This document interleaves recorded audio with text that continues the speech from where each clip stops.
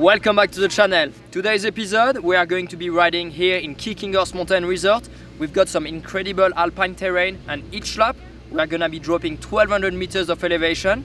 It's gonna be super fun because you've got some of the nicest and fastest blue single track I've ever ridden. So we're gonna start really fast and then we're gonna make our way down the mountain to try to find the gnarliest and hardest trail around here. I've seen some from the lift. You've got some crazy rock slabs as well as some super unique wooden feature. This video is brought to you by Mountain Biking BC as well as the resort. Let's go.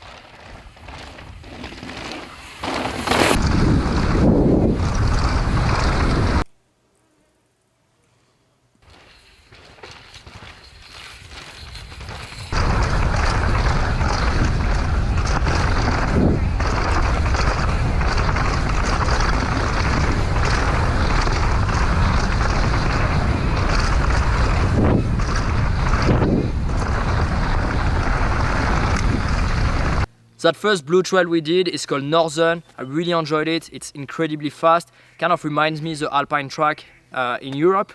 And for me, it's really important to be in that tall position so I can look ahead, really anticipate the terrain, and make sure I pick up the best line, brake before my corners, carry a good speed so I don't scare myself because it's going really fast. So you really want to be dialed with your line choices, with your braking. And yeah, that was awesome. Now I'm warmed up.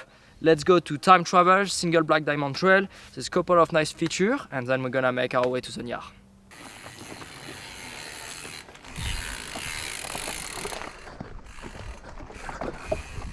Woo!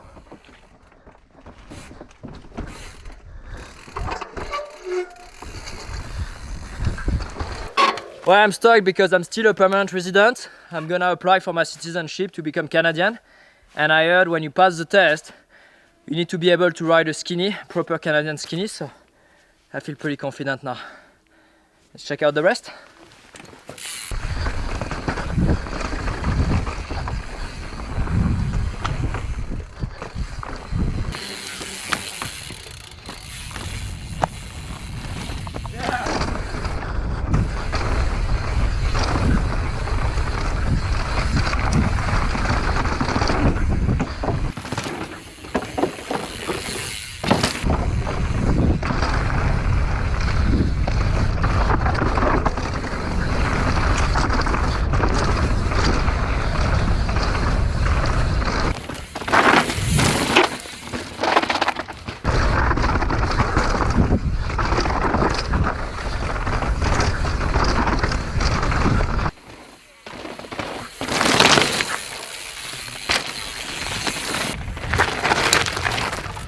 Okay, rock and roll, we found it. We had seen that track on Trail Forks. We've seen it from the gondola behind. And some of the staff of the resort gave us a map. And on the map, one of the sections of the trail is rated as a triple black diamond. So it's gonna be pretty crazy. We should go and check it out. Okay, start of rock and roll. We've got the steep berms. They're pretty slippery, so you really want to brake before your corner, open your line, let go in the corner so you can carry good speed out without sliding. Then behind me, you got like some pretty junky steps. It's actually pretty slippery, but it's a good warm-up, gets your body going. You got that little slab behind me, which is pretty good to test the grip, and then you get into the first big slab. So it's about 60 feet long, pretty 45 degree of inclination.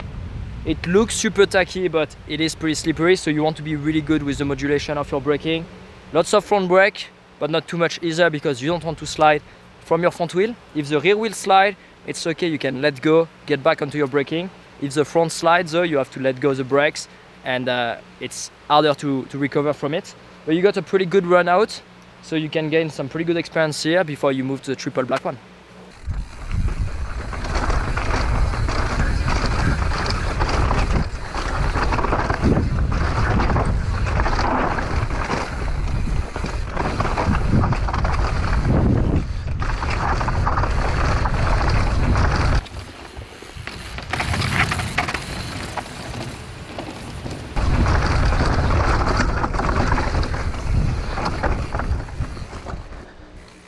It's not too bad actually.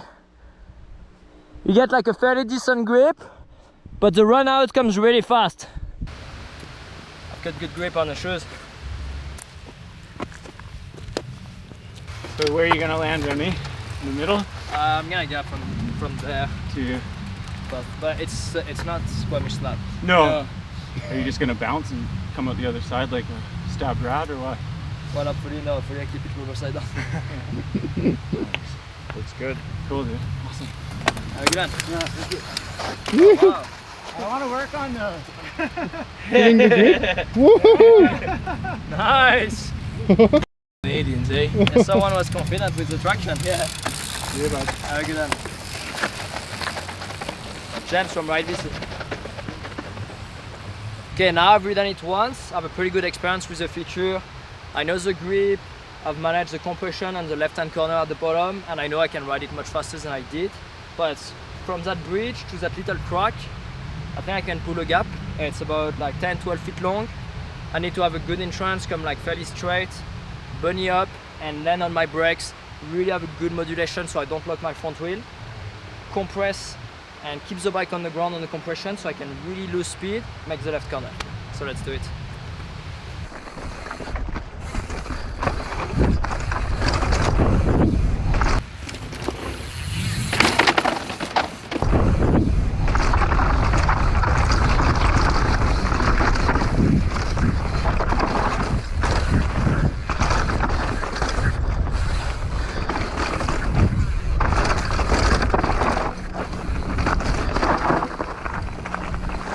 That was pretty chill actually. This is it, the super gnarly section of rock and roll. You can see it's a super long slab. It's probably 200 feet long.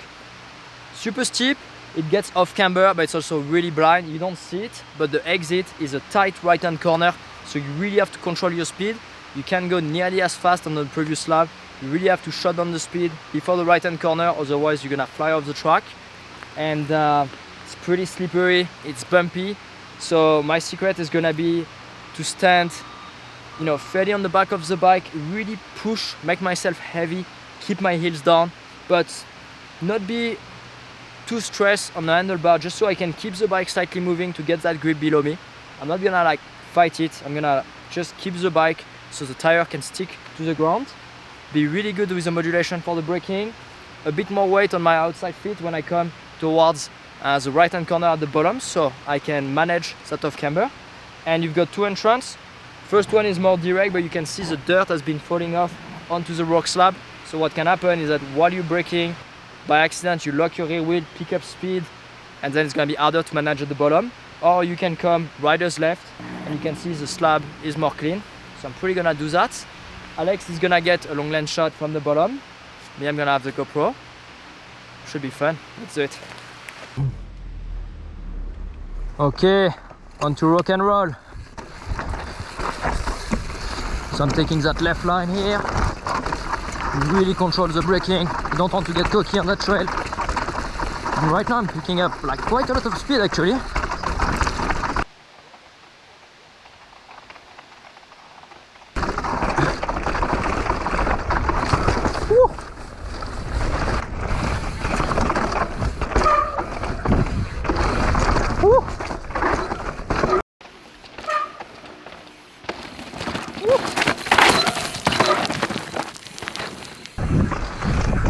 Ah, so fun!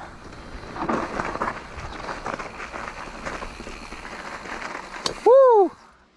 Well, that was pretty intimidating. I was trying to go really slow, but even though I was this slow, I still managed to lose traction, so I had to get my wheels rolling again, go back on the brakes, have a good modulation, and that corner at the bottom comes really fast. There is a sharp rock, so you need to be super careful with that. It's really easy to go too fast, miss the corner, or pinch your tires when you get onto that compression at the bottom. But yeah, it's a beautiful slab. It was fun. We'll do it again, but now let's go on to some more black trails. Okay, we're gonna ride stick rocks, a bunch of slab and some woodwork.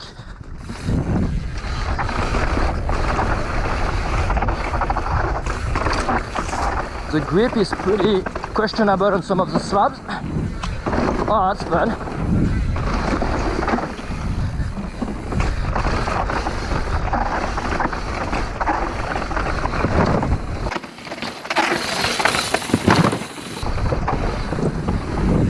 so fun. Yeah.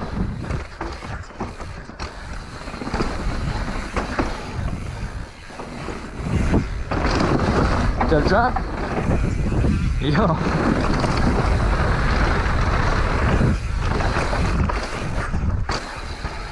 Oh, it's so fun. They made like a really good job. All that woodwork flows really nice. You don't want to go too fast because if you have to touch the brakes on the wood, obviously it can get a bit tricky. Okay, part number 2.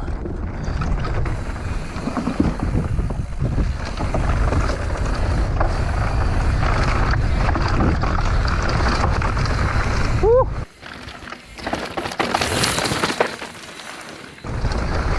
Oh, that corner is tight, especially with the double crown. Yeah. Whoa!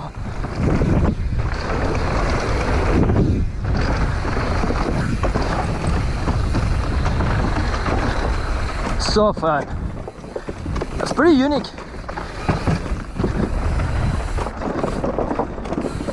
I mean, that's very unique actually.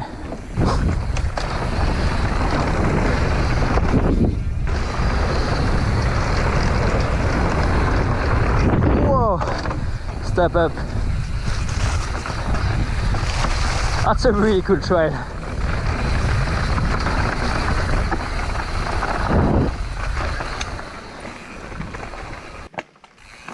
Okay, on to leave, single black diamond track. And you got this crazy structure, pretty tight in between the trees. Don't want to fall here. Pretty tight in between the trees. Don't want to fall here. This one is tough with the double crown. Haha.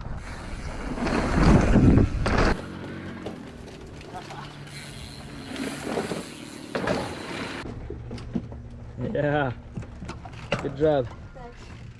Try to put an easier gear.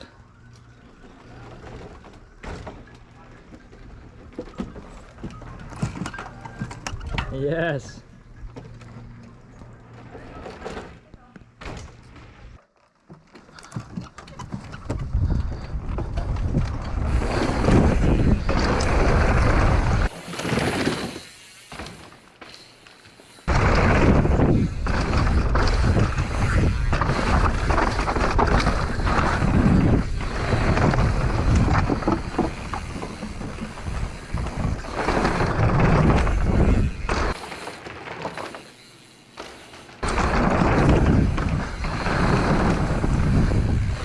Oh, 180 corner? Yeah.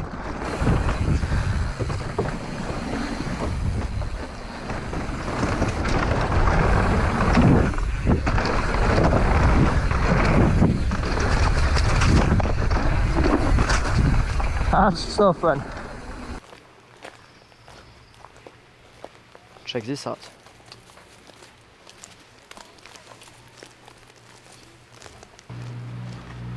Wow, look at that.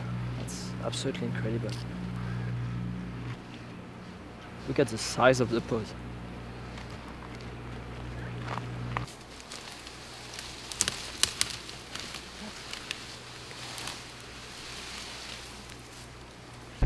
Free ride.